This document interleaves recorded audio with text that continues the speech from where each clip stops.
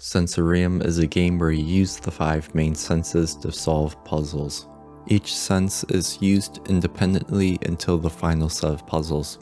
It does a nice job at easing you into the harder versions of the puzzles for each section, except for smell. We'll get to that later. Some puzzles can be brute forced through, mainly the lock puzzles used to open up a door. Otherwise, you'll have to actually solve the puzzle or just look up the solution online.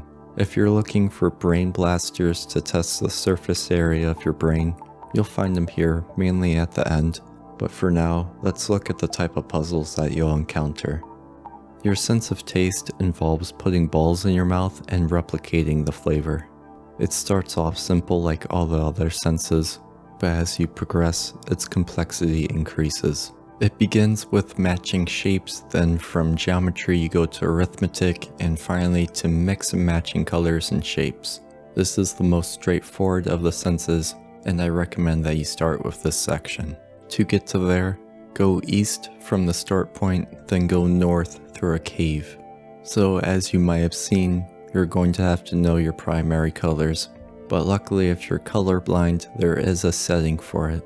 Speaking of seeing, the sight puzzles involve being observational and thinking about your surroundings, such as using a window to get a different perspective to solve the puzzle. Most of the sight puzzles are just matching what you see, but there are some that involve mixing colors to make an image on the other side of a wall by turning on and off lights. So it's like you're turning on a light such as red and seeing which tiles the red color corresponds to. Then you match that to the wall behind it to create the image that you're supposed to. And of course, other tiles have other colors associated with it too, so you end up with colors such as pink or white or black, so you have to try and figure out which ones make up those colors. Then there are other puzzles that deal with geometry, such as rotating an image.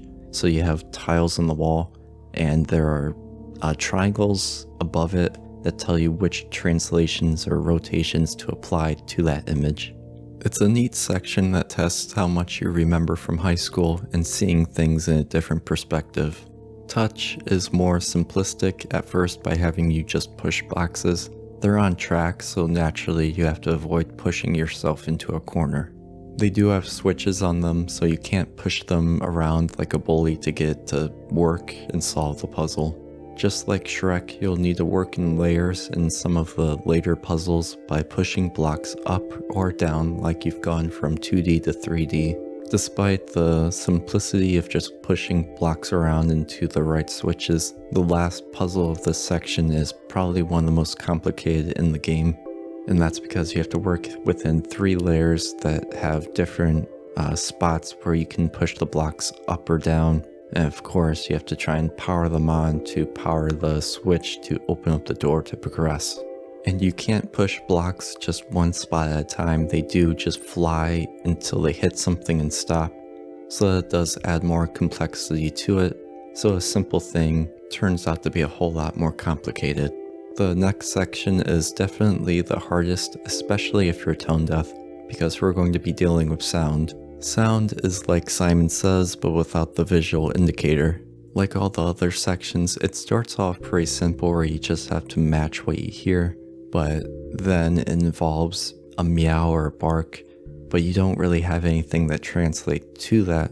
So the thing you just have to do is solve a different puzzle, then that unlocks like a decoder for the meow or bark. Then you have to remember what tone the decoder makes, then use that to solve the original puzzle.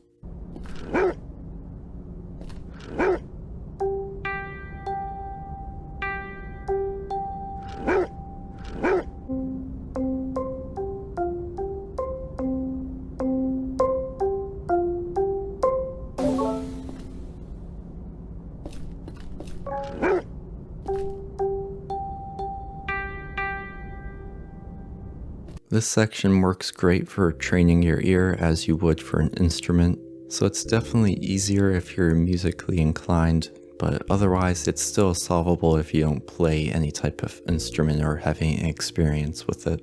The best tip that I can give to solve these puzzles is to go one note at a time. Once you learn the first note, then add on another note, then keep repeating that until you solve it. It gets even more complex when it adds in a rapid fire sound. However, it's the same as last time, you have to find a decoder and solve that. Except this one has you listening to two simultaneous sounds that sounds like a power chord, so you have to listen underneath the higher note to figure it out.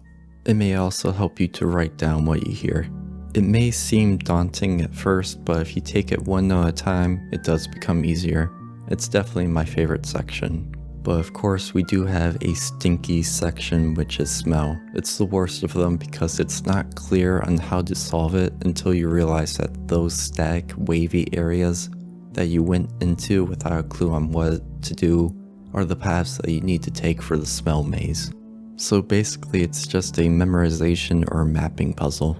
It's not entirely clear that this is what you need to do in the game, so you do need to infer to figure it out.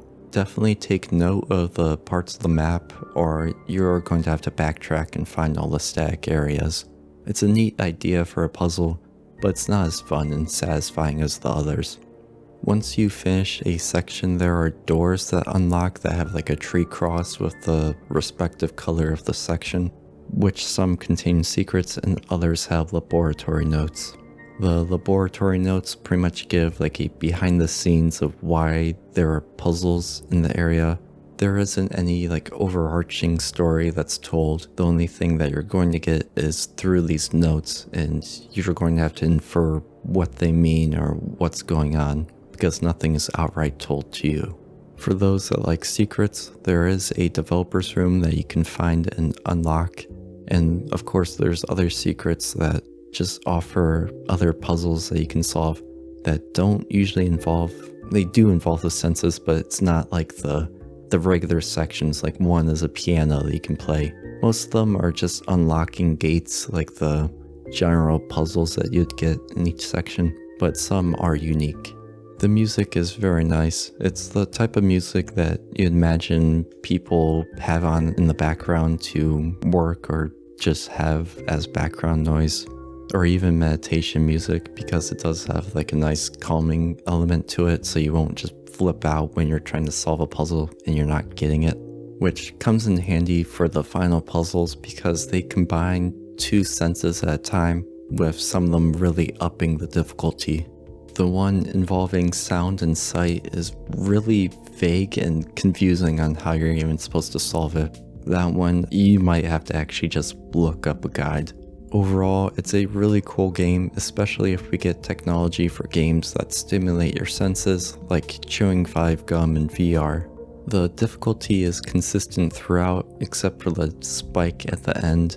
It does a nice job at easing you into each section with starting it off simple and easy, then adding on things to increase the complexity. It can be beaten in about 4 hours. It's really fun, and there's unique puzzles that I haven't seen in any other type of game.